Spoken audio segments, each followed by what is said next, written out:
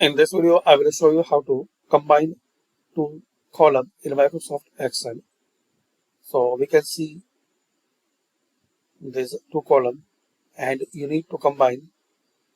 So select them and click on merge and center. So E and F now combinedly used. So this way you can merge these both columns.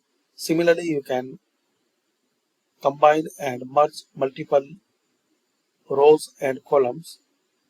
Select them and click on merge and center.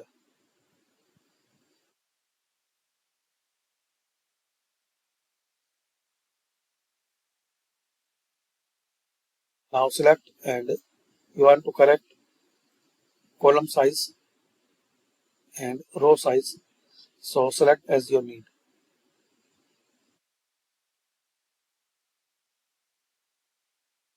like this. So thanks for watching.